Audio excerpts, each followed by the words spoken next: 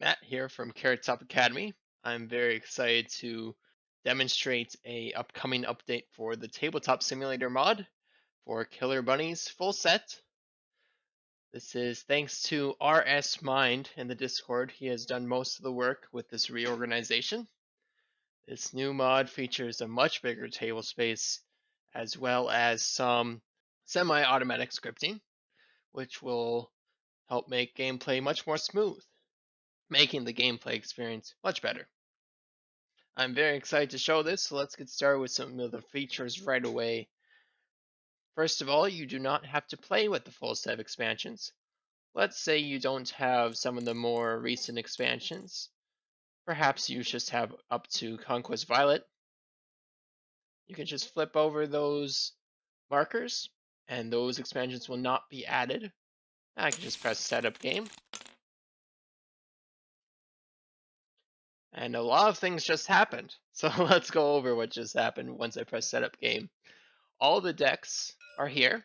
You'll notice that it's only up to Conquest Violet. This deck is sorted right now. I still need to shuffle it, but yes, it's only up to Conquest Violet. So what you'll do is you'll just shuffle that after that's been created.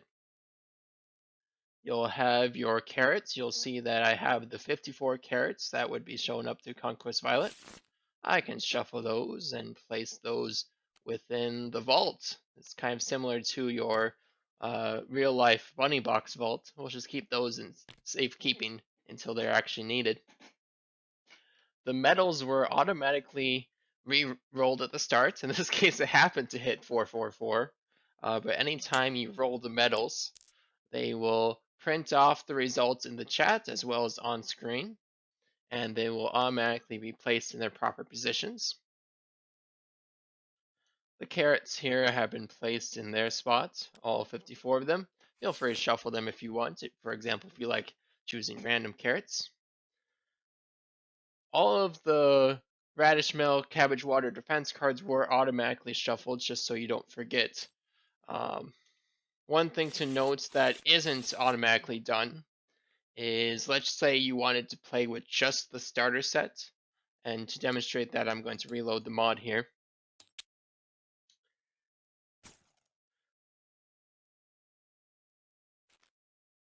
If you want to play with just the starter set, unfortunately, we do not currently remove the irrelevant Cabbage Water shops, etc. There's just the starter set with the 12 carrots, but the Cabbage Water are not changed, so if you do want to correct that for your own group, you would simply take out the unnecessary ones upon doing that. What's nice is that the decks are all sorted, so if you want to take out anything, it's very trivial to do so. For example, if you were playing with the starter set, you would take out the -2, the half, the 0, the 15, the forever, and the 3s. The 3s were added in red for reference, and then you would have an accurate starter set. You could just delete those if you did not want them. And of course, in that scenario, you would just ignore the pawn shop. Let's say you were playing up to the orange expansion, you want that to be accurate, you would of course remove the brown pawn, since that was added in cake batter, or you would remove the white pawn, which was also added in a later booster.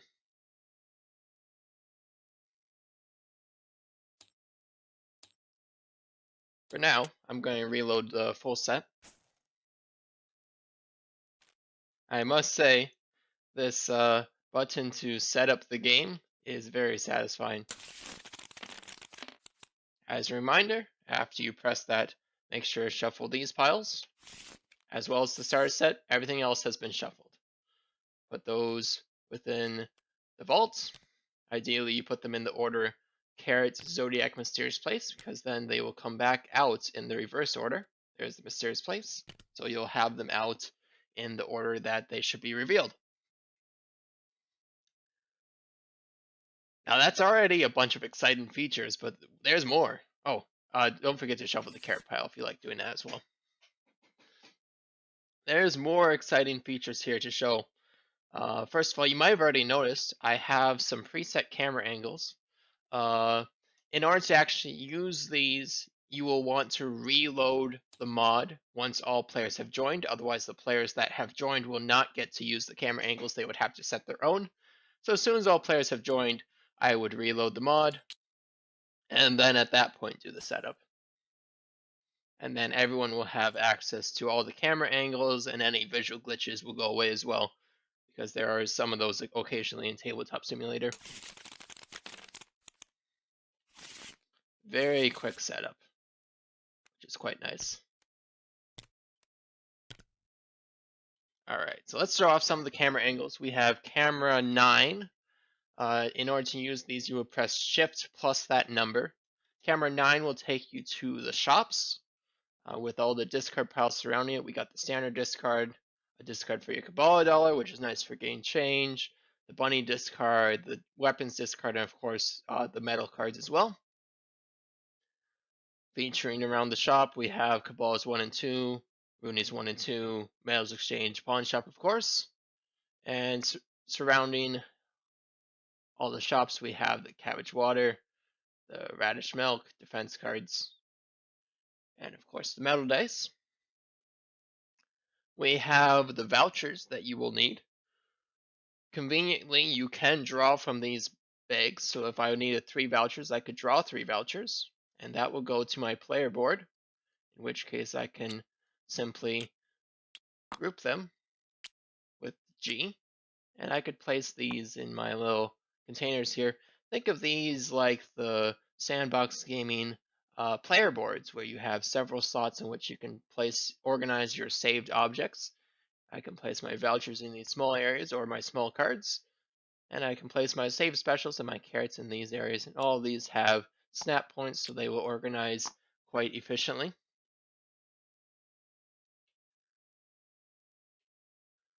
The vouchers also feature states, so if I want to change the state of the voucher, I can right click and change to the next state here. That will make it a $5 instead, which of course I could copy paste as well if I needed several dollar. If anything falls to the table, simply pick it up again. Tabletop Simulator has some physics glitches occasionally. And anytime I spend vouchers, I can of course delete them. This is the case with any of the vouchers. They all have the states for 5 and 1, 1 being the default.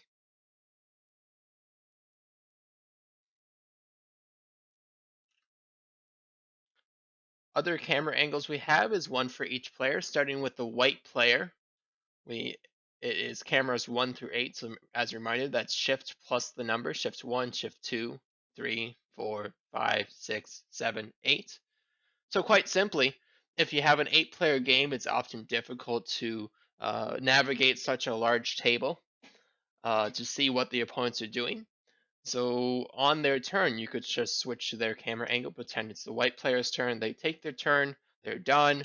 We switch to the next player, and you can very easily see who is playing and what they are doing.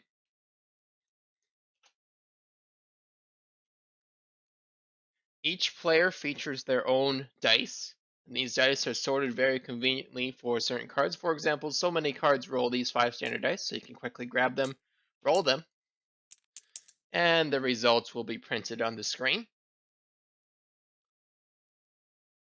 Sometimes these dice will get stuck on the edge, like has happened, it appears right here. If that happens, feel free to just reference the printed value as your source of truth, since that is quite chosen randomly based on the position. So if it's on the edge and ambiguous, just use the printed value I recommend, or a reroll if you're really concerned about it. We also have a return dice button, which will very conveniently place the dice back in their spots. So no more having to search for dice. Quite simply, you have your own little dice tray and your own dice to roll, with the exception of the white die, which is featured in the center of the board if you get the card white stuff.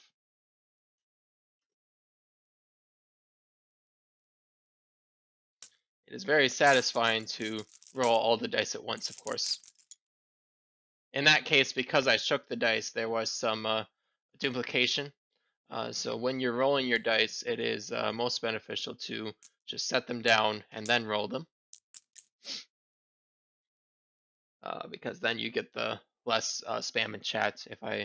As I demonstrated before, if I shake them, it simulates rolls in that case, and then it'll get duplication. But all the duplicates will show the same number, so it's not a huge deal. It's just a little bit of spam and chat that you don't need. So as a reminder, just set down your dice and roll them, and that will give you the best results. Also very easy for the opponents to see what has been rolled uh, based on the chat message. So you don't necessarily have to watch your opponent roll if you do not want to. But of course, it is easy to do so by switching camera angles.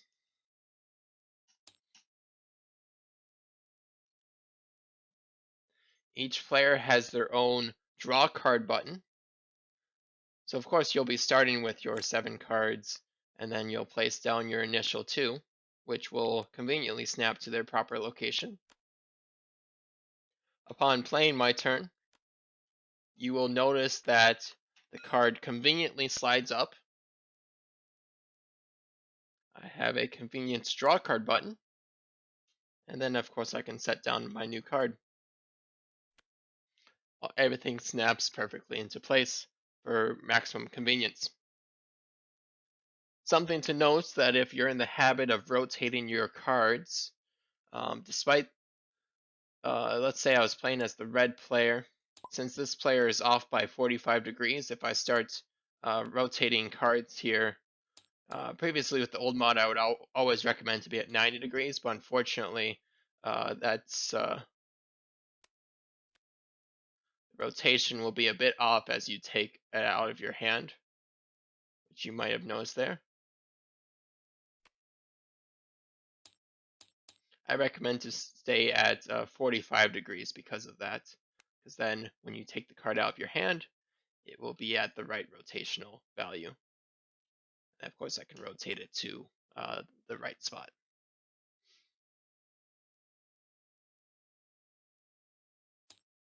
Switch back to the white player here.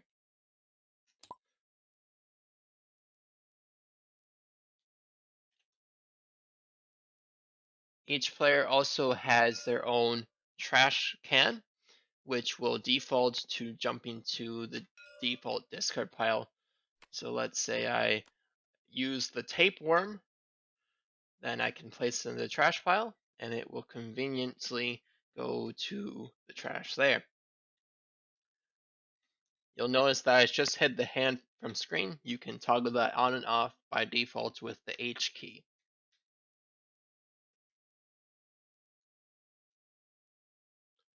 When using the trash pile, it's important to note that anything like a weapon or a bunny, which would normally go into a separate pile, will not sort automatically with the trash can. So either if you have one of those, which I don't have an example for, but let's just pretend that this was a weapon, you could either conveniently, when you're holding the card, switch to camera 9 to the shops and place it in the proper discard pile, or alternatively place it in the trash pile and then quickly move it to the proper pile. Either of those are great options. As a reminder, when purchasing items from the shops, there is the shortcut to draw X amount of cards by hovering over the deck and typing a number. So let's pretend I purchased 2 defense cards. I can simply hover over this deck, type 2, and I will draw those 2 defense cards to hand, as you will see. After which point I can simply move them over to my small cards. However I wish to organize them, you have plenty of slots, so you can organize them separately if you want, or together and just right click and search the deck when necessary.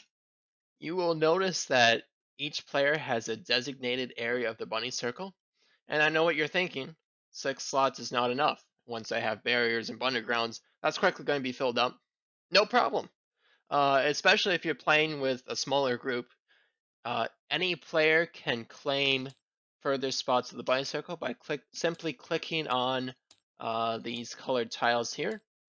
So in a 2-player game, I would simply claim 4 colors, And that would be my designated area of the bunny circle.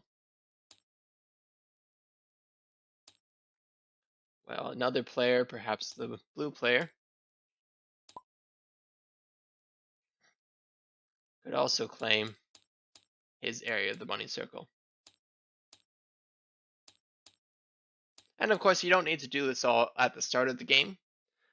You could do this as it becomes necessary. So as you get more and more bunnies, you can just continue claiming more spots of the bunny circle. This even works well with Ambassador Bunny. As you might recall, Ambassador Bunny is a bunny that is placed in the opponent's area of the circle.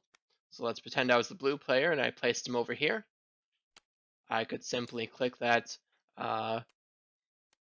tile to remind myself that that is in fact my Ambassador Bunny. The bunny circle features multiple snap points, which you can use for your convenience. So of course we have the snap point for the bunny itself, or perhaps a barrier. We have the snap points for bunny modifiers, or you could use that for a card that is attacking the bunny. Alternatively, you could designate that it's attacking the bunny by placing it on this snap point right here. That is also quite fine. And finally, we also have a snap point for underground stations.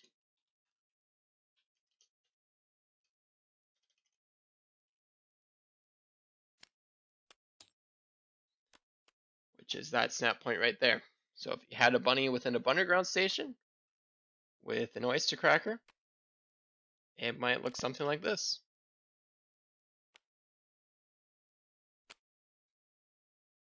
The hotkey I'm using to conveniently place things in the right order is U. Anytime you hover over a card and press U, it will place that underneath the remaining cards that are with it. So I can organize everything the way I would like with that.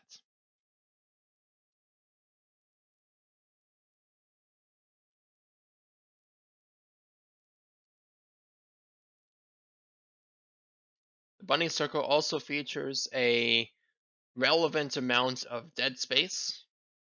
What I mean by dead space is there are no snap points in this area. So if the snap points are causing you trouble, for example, if you had multiple bunny modifiers, and then of course it's difficult to see which modifiers you have, feel free to use the dead zone instead. And perhaps I even stack them up here, however you wish to organize them. The dead zone is for any area in which the snap points will not solve this problem. I could even play my aggressive cards here that I'm attacking the bunny with. Other examples of how you might use this dead zone is perhaps you'll place your pawns there, perhaps you'll place your pawns over here. It really depends on how you want to organize things. One example that I like to use for how I use this dead zone is I will frequently place the Area 51 bunny within the dead zones so that I can remind myself that it's mine since it's in my area of the bunny circle. And that saves me space from you putting it over here instead. Whatever you would like to put in the dead zone, you can. Perhaps you're even in a situation where you have so many bunnies that the bunny circle has completely filled up, in which case you can do similar to what I would do in real life and start placing bunnies in between. In which case I essentially double my space in the bunny circle by alternating. But that will be very rarely necessary because the bunny circle is quite large, and for any player count it should be quite large enough. Long story short, the dead zone is to be used for exactly what you need. If you find that the snap points do not feature the solution you need, use the dead zone instead. One last recommendation that I'll make for you is make sure to enable turns on. In fact, we'll push out an update to make sure that that's on by default. But that way, once a player has completed his turn, he can press the end turn button, at which point the next player will receive that notification sound to make it very clear whose turn it is, based on how it's indicated in the top right. So it's very clear whose turn it is, and very clear when it becomes your turn, which will immensely speed up gameplay. As I mentioned, I didn't have that on by default here, but we will fix that in a soon update.